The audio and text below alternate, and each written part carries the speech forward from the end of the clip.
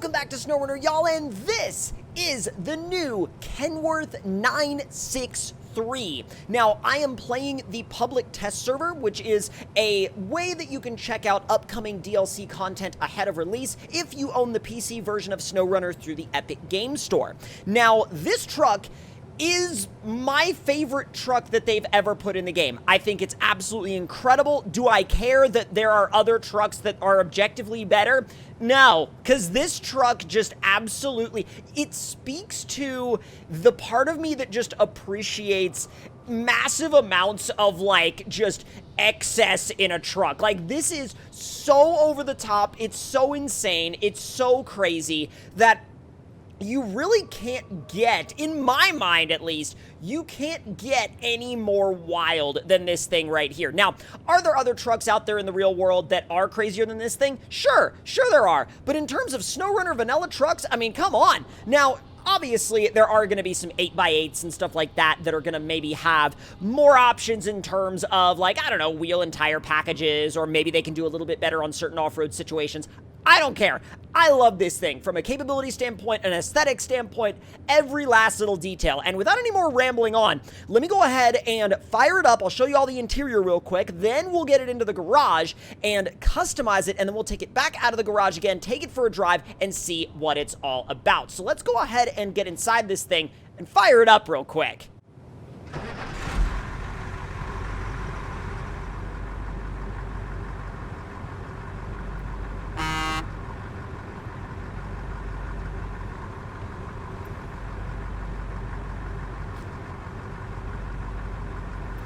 And I gotta say, while the truck itself sounds really, really good, and I think the interior is really, really nice, I really hope they change that horn, because that horn does not fit the truck at all. I'm gonna hit it one more time.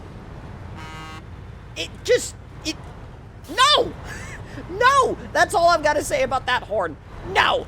Now, as far as, let's see, fuel capacity is what, like 135 gallons? It's alright. It's not awful in the grand scheme of SnowRunner, but it's like, I feel like it could be a little more, but it's no big deal there. Now, let's see what kind of engine options we have. So, we start off with an A12V-780, which gets us a B power-to-weight rating, which is, you know, admittedly a little low, but here's the thing. Power-to-weight-wise, this thing's about the size of a house, so don't worry about it.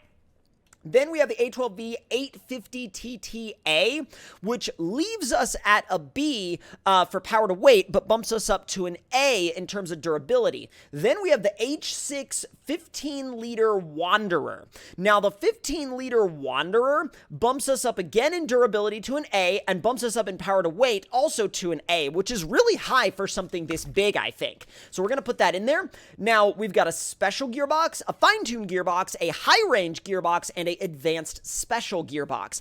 I'm a little bit back and forth on which one I would want to use for this particular truck, but I think I'm going to go with the advanced special. I've always had good luck with those. Now, suspension-wise, you get one option, and to be honest, that's pretty much all you need. Tires-wise, you have a set of 71-inch proprietary tires to this thing, Kenworth 963 tires. Now, whether or not I'm going to stick with these remains to be seen, because according to the performance ratings, they're not all that great in mud, but we'll have to kind of figure that out a little bit later. And of course, we could always use the dev tools to swap out to something like these MSH tires, which are good. There's nothing wrong with them. I definitely just want to try out these particular ones first. Now, winch-wise, we're going to go for the advanced heavy, and then spare wheel-wise, you have a couple of options. You can either do one, or you could do two. Now, snorkels wise, I really like the options they give you here. You have the stock intakes, you have the wedge cap ones that are basically up to the roof line, then you have these, which are kind of a little bit closer to the hood line. We're going to go with the ones that go all the way up to the roof line, so we have maximum water fording capability. Now, frame add-ons wise, look at this. This thing is a brand new crane, the LK-2NY. Now, the name on the back, it's literally called the Lifting King. And supposedly, this is designed for extreme heights. So, we're going to have to test that out. And I'm sure that there are places in the new Season 10 region where we will be able to test it out, especially if we, drop something off the side of a cliff. But don't worry about that. Now, there are also also, let's see, we got log carrier options, log loader crane, so you could use this absolute behemoth for logging if you wanted to. You've got a flatbed, which, well, it's a bit small for the frame. You have a long flatbed, which is a lot more fitting. You have a medium log frame, a short log frame, large maintenance add-on, sideboard bed, long sideboard bed, fuel tank, extended fuel tank, ramp towing platform, fire tank, LC 3.8 loading crane, and saddle high. No saddle low for this thing, but that kind of makes sense because I don't think that it would even be able to get the frame under the low saddle trailers with it being this tall. I mean, it's running a freaking 71-inch tire, so, you know, you gotta keep that in mind. Now, let's see, front side, we got a dark downward sun visor or a stock sun visor. I'll go with the dark downward sun visor. Rooftop wise, we got factory beacons, factory parking lights, or you can do a trunk repair supplies up top, LED fogs or roof fogs. I'm kind of back and forth on those actually. I don't think they look great because I don't really think they interface well with anything else up on the roof. Miscellaneous wise, you got some external horns or the twin horns. I think the twin horns look a lot better. We're going to go with the flap cap stacks because I think they look sick on this truck. And your other options would be snub, heat shielded, and stock, but I think these are definitely my preferred option. The Kenworth 963 discs are the only option for wheels. And then colors wise, you've got a full range. I mean, you can go basically to your heart's content with these colors. Absolutely whatever set of options you want to use is right there at your fingertips, ready to go. And then you have a fully customizable interior for you to do whatever you want with as well. Now, we're going to go ahead and throw a couple of stickers around the interior. Nothing too crazy. Just going to throw some probably random-ish ones around because I just kind of want to see I want to see how many different sticker locations they have, and it seems like they have quite a few. Holy crap. Like, that's legitimately a lot. Like, that's so many stickers. Holy crap. Oh my god, even more? Down at the doors? Jeez. These are all over the place. Oh my god. Oh, it keeps going. There are so many places you could put freaking stickers. It's great. Oh, that's so good. Now, though, let's take this thing for a drive. And I will say, that crane is probably going to be pretty dang top heavy. So, let's see how it does. I was about to hit the horn, and then I realized I didn't want to because, well, I hit the horn earlier, and I was not a big fan. It was just not whatsoever. Now, setting off, this gearbox does pretty well. I'm not gonna lie, it does pretty dang well. Even though it's only a 5-speed, it feels pretty good, or at least it's only a 5-speed in automatic mode. Obviously, you have several other gear ranges through the low minus, low plus, high range, but only a 5-speed when it comes to the automatic shiftability. Ooh, easy. Not a ton of lighting up front. Like I said, you can add to that if you want to with the roof fog lights and things like that, but we're not too worried about that out here on the testing grounds. Let's see how these tires do when you throw them into a kind of like muddy water situation. It's not too bad.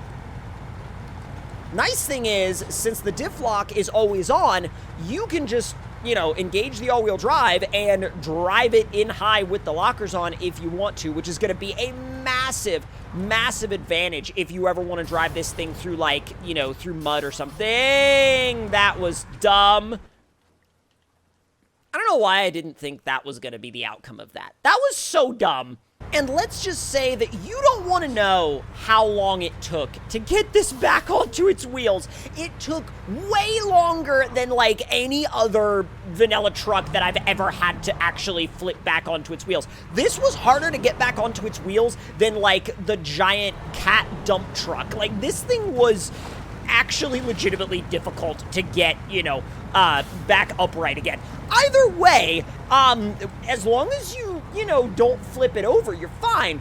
But knowing me, I'm gonna flip it over in all sorts of delightful ways, so I'm probably going to be getting quite familiar with the process of putting this thing back on its wheels again. Now, so far, these tires are not awful in the mud yet, probably because they're just so freaking tall, and that helps to a degree, but I'm sure that eventually that will become an issue when the mud gets deep enough. There's also, okay, we drove over the barrel, good. Now, low plus, even with these tires, gets us through the mud just fine. I'm sure, again, the vehicle's height contributes a lot to that because it's not having to worry about getting stuck on the bumpers and things like that. It's starting to spin a little bit now, but these tires have already done way better than I thought they were going to, considering the fact that they don't really have big knobby treads on them. They're actually fairly smooth in comparison to a lot of the other tires in this game. So I'm impressed with that. Considering what these tires are, I'm very, very impressed with that, and I would, after doing that, I would be down to run them in some campaign missions. I think they would do just fine. Now, let's see how it does through the dips obstacle. The dips obstacle is always an interesting one for trucks that have a very long wheelbase, and this is most certainly in the category of long wheelbases. So let's get you turned around, or rather just turned in the direction of the obstacle. You're definitely going to be struggling with this thing on tighter roads with tighter corners. It's just not designed for it. It doesn't have the steering angle. Oh, we're already... Okay. Oh, this is off to a delightful start. Oh my god. Come on. Oh, is it already going to get hung up? Oh no. Oh, it's okay. It's like bound. Oh no. Low minus maybe? That's as low as the drivetrain goes in terms of gearing. It's binding. Ooh. Because, like, look, lockers are on, but there are certain wheels that are not turning because I think the drivetrain is legitimately binding up. Just gonna work the wheel and try to, like, see if I can get any grip. Wow, that's so odd. It impressed the heck out of me in the mud, but over here, it's like not even remotely interested in going anywhere. Let's see if I can back up, or rather back out. I know I've got a winch line over there, but that's more just for if I need it rather than, you know, to use it. I haven't actually used it yet. Back it up just a little bit. It's interesting. Okay, so that's very eye-opening. That definitely gives me a lot of insight into situations where you probably shouldn't be using this thing. I still love it. Don't get me wrong. I still love it, but that definitely is a bit eye-opening in terms of the capabilities of this truck. So before we hit the bridge jump, let me do a quick little... Okay, we've already got the... off-road. This one's the special. The special is probably going to have the most... Oh, yeah. The special has a 7-speed in automatic mode. Let's go. It's probably got a pretty quick high range, too. Actually, no. High range is not that quick. God, I cannot get over how sad that horn is. It's so insanely sad that, like, I don't even... Like I said earlier in the video, I don't even want to use it. It sounds that sad. It really, truly sounds that sad. Oh my god. Now, on our way up to the bridge jump, let's see how this thing does in interior view. I mean, look at all the stickers. I love it. You got the CB chilling up there. Got this, like, frankly, massive looking steering wheel. That's probably more due to the field of view than anything else. Whoa. Did it almost get bound up going up that hill? I shifted it into high, and it started sputtering. Oh my god. Maybe it's not all that powerful. Oh, well, okay. I take that back. It is really powerful. I just have to constantly remind myself that this thing weighs about as much as a planet and is having to turn 71-inch tires with a constantly locked diff. So, or rather, 3 constantly locked diffs in all 3 of its axles. So when you put it in that sense, kind of makes a little bit more sense. All right, here we go. 6th, rolling over the top of the hill. There's 7th, neutral. Yep, that's the only way. Gravity and neutral, that's the only way we're gonna pick up any extra speed. And yeet. Oh no. Oh. Save it. Save it. And would you look at that? We're good. We got a barrel in the bumper, well, a barrel or two in the bumper. But if y'all enjoyed this quick look at this brand new Kenworth and SnowRunner, let me know your thoughts and opinions in the comments below. Hit that like button if you enjoyed, subscribe if you're new, and I will see y'all next time.